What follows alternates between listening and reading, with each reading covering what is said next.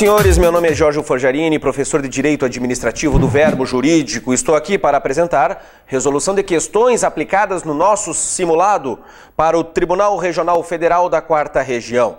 Temos 4 questões de Direito Administrativo, vou abordar superficialmente as respostas para que nós possamos corrigi-las e ter a certeza de sua correção. Começo com a questão de número 21, que diz: com relação à administração pública e organização administrativa, considere as afirmativas abaixo. Autarquias são pessoas jurídicas de direito público ou privado? Bom, começamos errado. Por quê? Porque as autarquias exclusivamente direito público, jamais direito privado. Criadas por lei específica, que dispõem de patrimônio próprio e realizam atividades típicas de Estado de forma centralizada. Bem, elas são criadas por lei específica, conforme diz o artigo 37, inciso 19 da Constituição, também conforme diz o artigo 5º, inciso 1º do Decreto-Lei 200 de 67, só que não prestam serviços, não prestam atividades típicas de Estado de forma centralizada, prestam de maneira descentralizada, inclusive são hipóteses de descentralização administrativa. Entidades autárquicas ou fundacionais poderão receber a qualificação como agência executiva se celebrarem contrato de gestão com órgão da administração direta. Está correto? O contrato de gestão estabelecido no artigo 37, parágrafo 8º da Constituição Federal. No fenômeno da descentralização administrativa, inexiste subordinação hierárquica entre a pessoa jurídica descentralizada e a entidade política descentralizadora. Correto?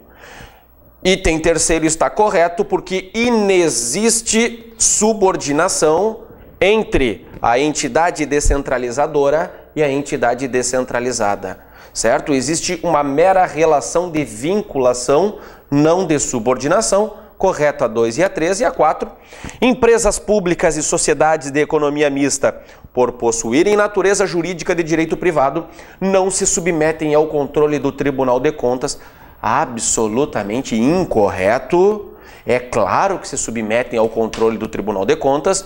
Controle do Tribunal de Contas estabelecido primeiro no artigo 70 da Constituição Federal, que fala sobre o controle externo da administração pública, mais especificamente, artigo 71, e diz que o Tribunal de Contas controla a administração direta e indireta, envolvendo pessoas jurídicas de direito privado. Ademais, senhores, temos que lembrar que é característica de todas as entidades da administração indireta o controle pelo Tribunal de Contas, tá bom? Estas entidades, elas são de direito privado, sim, mas tem algumas referências, melhor dizendo, algumas influências do direito público, dentre elas o controle pelo Tribunal de Contas. Resposta que nós queremos, portanto, letra D de Dinamarca. Questão 22.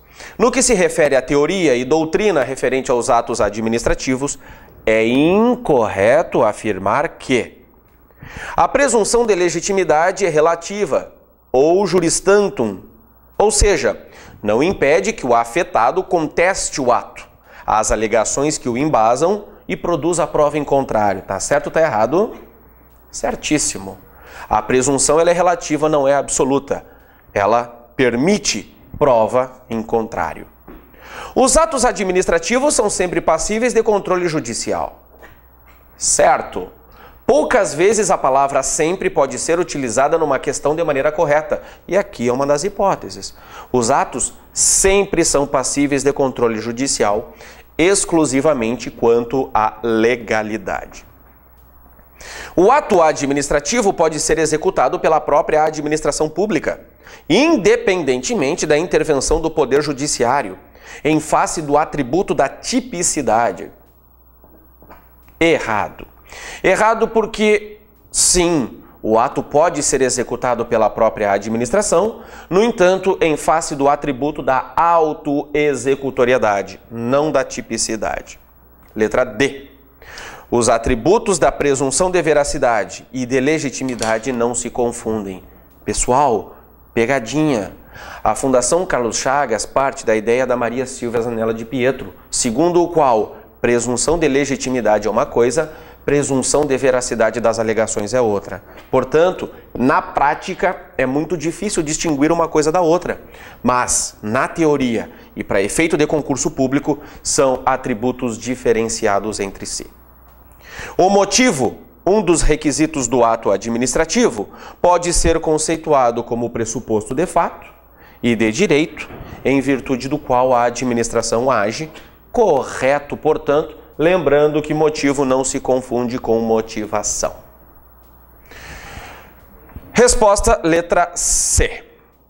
Questão 23. A respeito da improbidade administrativa, tal como estabelecido pela Lei 8429, é correto afirmar que é possível a decretação de indisponibilidade dos bens do acusado após o trânsito em julgado do feito, mediante solicitação do Tribunal de Contas ou do Ministério Público. Está errado. Por quê? Porque a decretação de indisponibilidade dos bens, ela é uma medida cautelar e, portanto, ela pode ser solicitada antes do trânsito em julgado da sentença. Ademais, o Tribunal de Contas não vai pedir essa indisponibilidade dos bens porque não tem capacidade postulatória. Quem é que tem capacidade postulatória? O Ministério Público e a Procuradoria do próprio órgão interessado. Portanto, está redondamente errada a letra A. As disposições da Lei de Improbidade Administrativa se aplicam apenas aos agentes administrativos, que tenham direta participação no evento, sem prejuízo da responsabilização disciplinar daqueles outros agentes que tenham com ele concorrido. Errado. Por quê? Porque a Lei de Improbidade Administrativa vai punir também aquele que não é servidor público, mas que tenha se beneficiado do ato de improbidade. Vejam, não necessariamente ele participa. O simples benefício em relação ao ato já faz com que ele seja considerado agente improbo. Letra C. No processo administrativo que vise a apuração do ato de improbidade, deverá haver necessária intervenção do Ministério Público e do Tribunal de Contas sob pena de nulidade. Errado. No processo administrativo serão comunicados o Tribunal de Contas e o Ministério Público para participar do procedimento. Está lá no artigo 14, se eu não estiver enganado. Porém, não é obrigatória a sua presença. Eles poderão designar representante para participar, mas não é obrigatório. O procedimento administrativo não exige a presença nem do Tribunal de Contas e nem do Ministério Público. Para se caracterizar a ocorrência da improbidade administrativa, é necessária a verificação do elemento dolo.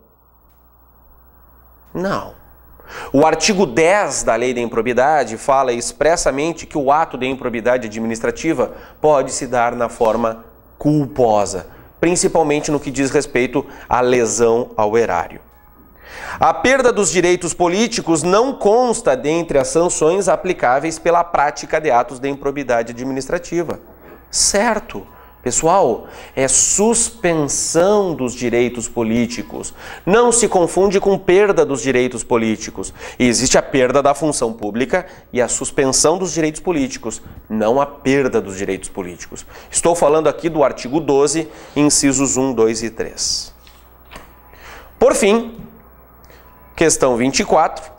No que tange às licitações, conforme estabelecido pela Lei 8666 de 93, é correto dizer que qualquer modificação no edital exige a comunicação expressa e formal aos licitantes para que dentro de 8 dias úteis adaptem suas propostas à nova condição exigida.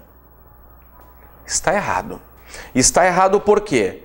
Porque diz o artigo 21, parágrafo 4º, que qualquer modificação no edital exige a publicação, a republicação e a reabertura dos prazos.